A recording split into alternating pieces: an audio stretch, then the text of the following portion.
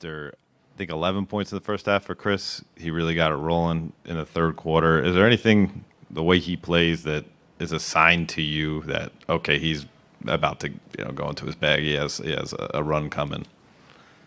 I can't answer that one with, there's no marker for me. There's just, when it's going like that, you just want to space the floor well and let him orchestrate. I thought he was making the right plays. They were switching a ton, and we have to offer that space and play faster if he gets off of the ball. But he was making shots, and when he's in that mode, we just feed off of that. But I don't have a marker or a segment in the game where I'm like, here he goes. It just happens, and our guys feed off of those moments in the game. Right in front, Dwayne. Yeah, Coach, you talked about getting easy ones, and obviously the Bucks play sound half-court D. You think you guys got 20 fast break points. Yeah. What was the key to that tonight, you feel? Getting stops and DA rebounding the ball. I mean, he had 17 defensive boards, and that allows for us to get out and run. And I thought our guys were intentional about making plays for someone else, even if you didn't get the ball by running the floor. The floor was spaced, and so we were able to attack the paint or play hit ahead. They're a good defensive team, so anytime you can get easy buckets, it really helps you. Ramona in the middle. Hi, Monty. Ramona Shelburne, ESPN. You've had Chris early in his career, now towards the end of his career here. And then I remember in the first round you kept saying he has a look, like you guys have looks and you read him. I'm just wondering, how he's changed and evolved? Like, has his looks now, have they changed from when he was back in New Orleans at the beginning of his career and just sort of his own career evolution? I'm not. Back then, I was probably more forceful with calling plays. Now, he'll read the game, I'll watch him, he'll turn to me, and I'll be like, you call it. Or he'll be like, Coach, give me something, and then I'll be like, well, do this, that kind of thing, as opposed to me trying to run the whole deal. We always talk about the package of plays that we want to run in certain segments of the game. So we'll have 2 or 3 plays, and he'll stay in that environment for a bit. But ever so often, he'll look over to me, and he'll squint, and I'll know he's wanting to play, and then I'll call it. Before, it was just me like, run this, run this, run this. Now, I try my best to stay out of his way because I know what he's seeing. And usually when he calls a play that I didn't give him, it's a play I wanted to run anyway. So I think that's the relationship that we've built over, being together twice and being in this situation with him. I think there's a trust there, and I think that helps. So just to be clear, is it squint? The look is a squint? It might be. They make fun of me because I squint with my glasses on. But he squints also. And so when he looks over and squints, I know he's wanting to play. And I try to give him something that takes advantage of the guys we have on the floor. Mm-hmm. Back right. Monty over here. You mentioned that the Bucks were switching a lot. They were switching a lot even in the first half with Brook Lopez on the floor. Were you expecting them to play that way defensively as much as they did? And did you have a specific plan to attack that? We didn't know. I mean, they did a number of things versus Atlanta.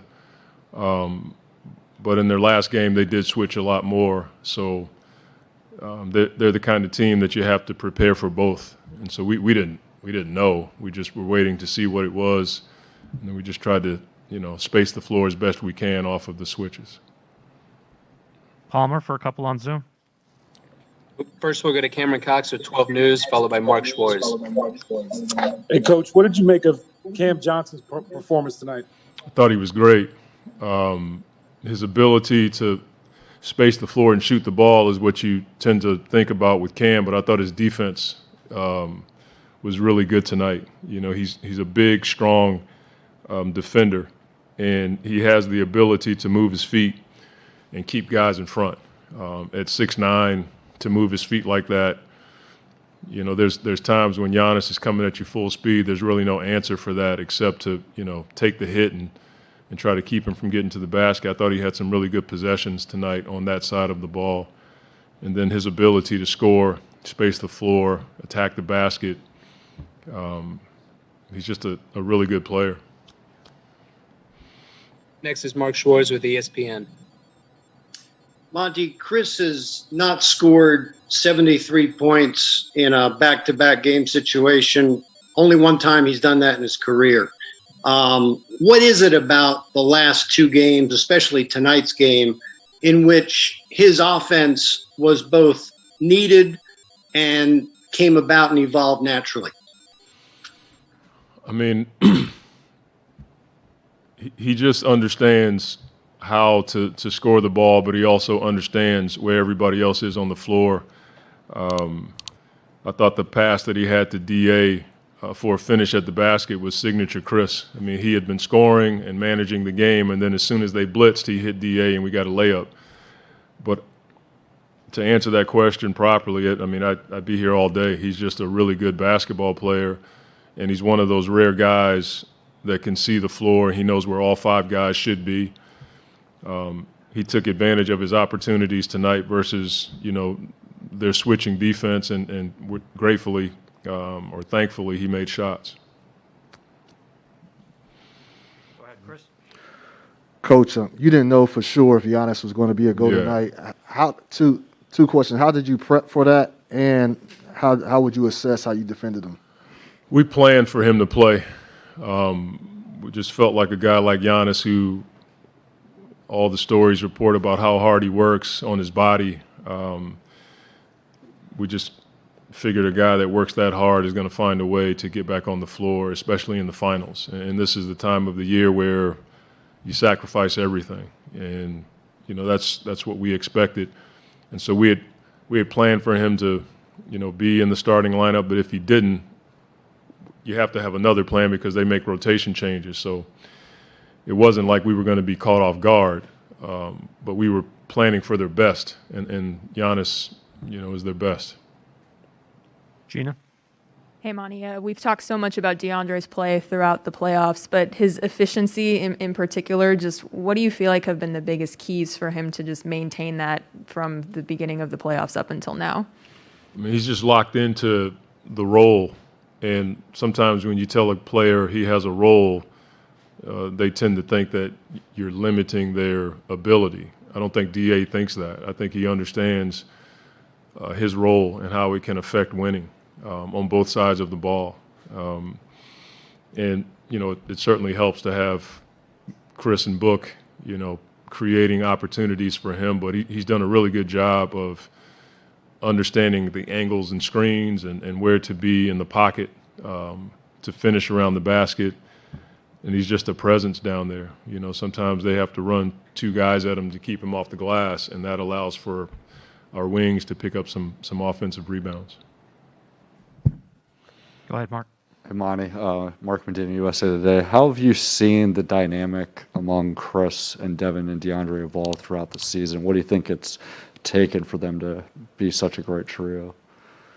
I mean, earlier in the year, there was, you know, some gray areas as to how to help those guys play together. I think those three deserve a lot of credit for the time that they spent after practice talking about certain environments. I'd love to tell you that I, you know, orchestrated it all, but we've given them a system, and then those guys talk about the angles of the screens and different ways to run plays that we have so that they can be effective. I just think it's a lot of intentional conversations between those three and all of our guys. And so, you know, we're just grateful that they, you know, are playing well together, and we hope it continues. Palmer, back to Zoom. Next is going to be Kent Somers with the Arizona Republic. Yeah, Monty, we've seen DA's improvement through the year, but what he's done in the playoffs, that taking that next level, has really been remarkable. Is it remarkable to you? Also, have you seen a young player make this jump, as big a jump as he has in such a short amount of time? I don't know. I mean, I'm happy that he's playing well, and I'm happy that he has an effect on the game in different ways. You know, it's not just offense. There are games where defensively he impacts the game and covers up a lot of mistakes that we make. It usually takes younger bigs a lot longer. But I think playing with Chris, playing with Devin, and the work that DA puts in with Coach Mark Bryant has really helped him. You know, he is a talented player. His ability to rebound and finish around the basket, and then, you know, to have a big that can step up and make free throws is something that we don't take for granted. So he'd be the first one to tell you if he gets a chance to sit here. It's one game, and we have a lot more work to do, and that's where his focus is probably at right now, is just winning the next game. Final question is going to be Greg Moore with the Arizona Republic. Coach, thank you. What are your thoughts on starting strong, both in this game and in the series? I mean, it's the formula for any team. You know, you want to win every game, but especially the first game, it gives you a level of confidence. But our starts over the course of the playoffs, when we start well, it tends to build confidence for our team. I think about Game 5 against the Clippers when we had that, you know, below average start.